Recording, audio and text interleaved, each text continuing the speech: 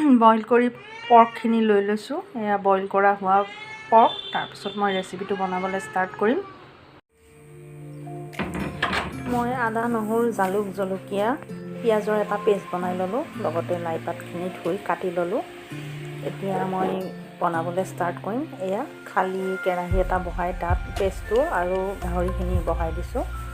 এতিয়া মই লৰাম কিছু সময়ৰ কাৰণে। তাৰপিছত মই সোৱাদ অনুযায়ী গোটেই ৰেচিপিটোৰ কাৰণে নিমখখিনি দিয়ে দিম আৰু মই লৰাবলৈ ধৰিম।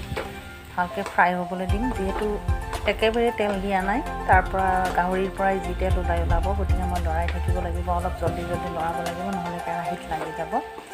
সেইকাৰণে মই লৰাই আছোঁ। যেতিয়া মাংসখিনি ফ্ৰাই হোৱা যেন পাম, তেতিয়া মই লাই পাতখিনি দিম। এতিয়াও হৈ উঠা নাই। ফ্লেমটো কম কৰি পেলাই, জুইখিনি কম কৰি পেলাই লৰাব লাগিব, যিহেতু কেৰাহীত লাগি যাব, অইল যিহেতু নাই। এয়া মোৰ ফ্ৰাই হৈ গৈছে। এতিয়া মই ইয়াত লাই পাতখিনি দি দিম। লাই পাতখিনি দি পেলাই মই লৰাই পেলাই ঢাকনিৰে ঢাকি দিম। এয়া চাওক, মোৰ লাই পাতখিনিও হৈ গৈছে ফ্ৰাই। এতিয়া মই আৰু অলপ টাইম লাৰি পেলাই মই ঢাকি দিম।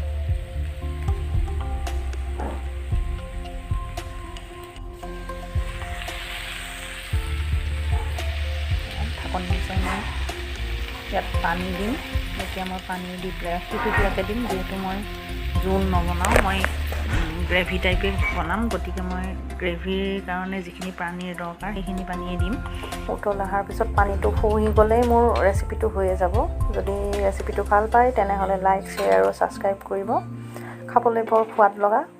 তাৰ উপৰিও যিহেতু অইল আমি খুব কমেই খাব লাগে, গতিকে অইললেছকৈ বনাইছোঁ। গতিকে ৰেচিপিটো নিশ্চয় আপোনালোকে ভালেই পাব। এয়া মোৰ কমপ্লিট হৈ গ'ল। এতিয়া মই এতিয়া ছাৰ্ভ কৰিম। আমি খাম এতিয়া গৰমে গৰমে। খাবলৈ খুব টেষ্টি হয়।